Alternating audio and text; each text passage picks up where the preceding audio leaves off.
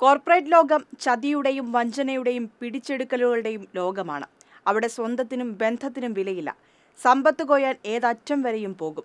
ചെറിയ കമ്പനികളെ വിഴുങ്ങും, ഒപ്പം നിൽക്കുന്ന കമ്പനികളെ വിഴുങ്ങും.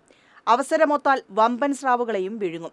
അങ്ങനെയുള്ള കോർപ്പറേറ്റ് ലോകത്തെ ഒരു വമ്പൻ രാജ്യത്ത് പ്രവർത്തിക്കുന്ന മറ്റൊരു കോർപ്പറേറ്റ് കമ്പനിയുടെ കേരള ബ്രാഞ്ചിനെ അപ്പാടെ വിഴുങ്ങിയിരിക്കുന്നു. മസ്ക് ട്രംപിനെ കടിഞ്ഞാൺ കൊണ്ട് നിയന്ത്രിക്കുന്നു.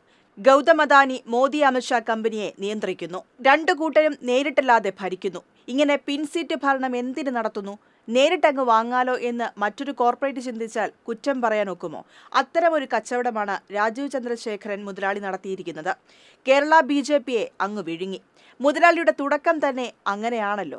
ഇലക്ട്രോണിക് വ്യവസായ രംഗം രാജ്യത്ത് അടക്കി വാണ BPL കമ്പനിയുടെ ഉടമയുടെ മകളെ വിവാഹം ചെയ്തു.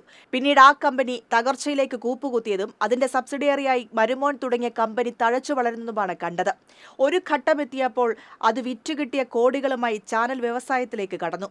അതിനിടയിലാണ് മദ്യരാജാവ് വിജയ് മല്യയെപ്പോലെ തനിക്കും രാജ്യസഭാംഗമാകണമെന്ന പൂതി വന്നത്. കർണാടകയിലെ MLA-മാരെ പർച്ചേസ് ചെയ്തു. സ്വതന്ത്രനായി മത്സരിച്ചു. രാജ്യസഭാംഗമായി. 6 വർഷത്തെ പൂർത്തിയായപ്പോൾ BJP നേതാക്കളെ പർച്ചേസ് ചെയ്തു. BJP ടിക്കറ്റിൽ MP ആയി, സഹമന്ത്രിയായി. ഇപ്പോഴിതാ ആ പാർട്ടിയാകുന്ന കോർപ്പറേറ്റ് കമ്പനിയുടെ കേരള യൂണിറ്റിനെ പർച്ചേസ് ചെയ്തിരിക്കുന്നു. ഇതുവരെ വെള്ളം കോരിയ കൈ സുരേന്ദ്രനും. എന്തെങ്കിലും ബിരിയാണി കിട്ടുമെന്ന് പ്രതീക്ഷിച്ച് വിറക് വെട്ടിക്കൊണ്ടിരുന്ന MT രമേശും ശോഭ ചേച്ചിയുമെല്ലാം ആരായി? നായാട്ട് നായ്ക്കൾ തമ്മിലടിച്ചപ്പോൾ പന്നി കുന്നുകയറിയെന്ന പോലെയോ, മണ്ണും ചാരി നിന്നവൻ പെണ്ണും കൊണ്ടുപോയി എന്നു പറയും പോലെയോ ആയി. നേതാക്കളെല്ലാം മരണ വീട്ടിലെ പോലെ ശോകത്തിലുമായി. പക്ഷേ നമ്മുടെ മാധ്യമങ്ങളുണ്ടല്ലോ എജ്ജാതി പോസ്റ്റർ അടിക്കൽ. അതിൽ ബഹുകേമമായത് ആസ്ഥാന രാഷ്ട്രീയ പണ്ഡിതൻ സുജിത് നായരുടെ സൃഷ്ടിയാണെന്ന് പറയാതെ വയ്യ.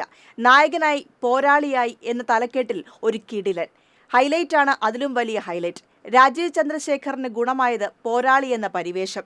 എവിടുത്തെ പോരാളി എന്നറിയാൻ സൃഷ്ടി മുഴുവൻ വായിക്കേണ്ടി വന്നു. ലോക്സഭാ തെരഞ്ഞെടുപ്പിൽ തോറ്റെങ്കിലും പോരാളി എന്ന പരിവേഷം ഗുണം ചെയ്തുവെന്ന് കരുതുന്നവരുണ്ട്. ആരാണ് ആ കരുതുന്നവർ? സുജിത് നായന്മാർ അല്ലാതെ മറ്റാര്? തോറ്റയാളുടെ വീരപരിവേഷമല്ല അന്ന് കേരളം കണ്ടത്. പകരം ഞാൻ രാഷ്ട്രീയം ഉപേക്ഷിക്കുന്നു എന്ന വിലാപമായിരുന്നു കേട്ടത്. അങ്ങനെ ഒരാളെയാണ് നായർ പോരാളിയാക്കിയത്. അതിനും വിശേഷം ഉല്ലാസവാന്റെ ഉല്ലാസമാണ്. രാജീവ് മുതലാളി ഉല്ലാസവാന്റെ ചെവിയിൽ ഒരു രഹസ്യം മന്ത്രിച്ചു. അത് മനോരമ എക്സ്ക്ലൂസീവായി. പണ്ട് മന്ത്രിയായി സത്യപ്രതിജ്ഞ ചെയ്യാൻ പോയപ്പോൾ മോദിജി മുതലാളിയുടെ ചെവിയിൽ പറഞ്ഞ ആ രഹസ്യം ഇന്നലെയാണ് ഉല്ലാസിനോട് മാത്രമായി വെളിപ്പെടുത്തിയത്. ഇനി മുതൽ മുണ്ടുടുക്കാൻ ശ്രമിക്കൂ, അത് നന്നാകുമെന്നാണ് മോദിജി ഉപദേശിച്ചതത്രേ. അതിനുശേഷം മുണ്ടാണത്രേ വേഷം. ആ മുണ്ട് കഥയാണ് മനോരമയോട് പങ്കുവച്ചത്. മുണ്ടഴിഞ്ഞു വീണതറിയാതെ നീ മുണ്ട് എന്ന് പറയുന്ന ഇന്നസെന്റ് കഥാപാത്രത്തെ ഓർമ്മ വരുന്നുണ്ടോ? ഈ മാതിരി ആഘോഷമാണ് മാധ്യമങ്ങൾ നടത്തുന്നത്. ഏഷ്യാനെറ്റ് ന്യൂസിന് പിന്നെ ഓവർ ടൈം പണിയാണല്ലോ. ഓരോ മിനിറ്റിലും മുതലാളിയുടെ വാർത്തുപാട്ടുമായി കാർഡുകൾ അടിച്ചിറക്കി കൈ കുഴഞ്ഞു എന്നാണ് കേൾവി. ഏഷ്യാനെറ്റ് ന്യൂസും ജനൻ TVയും ലയിക്കുമോ എന്നാണ് ചിലർ ചോദിക്കുന്നത്. അതെന്തിനാ ലയിക്കുന്നത്? ഏഷ്യാനെറ്റ് ന്യൂസ് നേരത്തെ തന്നെ ജനൻ TVയെ കവച്ചു വെച്ചതാണല്ലോ. ഒറ്റ കാര്യം നോക്കിയാൽ മതി.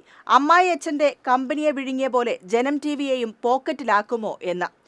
ജീർണിച്ചു നാറിയ വലതു രാഷ്ട്രീയത്തിന്റെ വികൃത മുഖമാണ് യഥാർത്ഥത്തിൽ കാണുന്നത്. എന്നിട്ടും നിസ്സങ്കോചം വെളുപ്പിക്കുന്നു.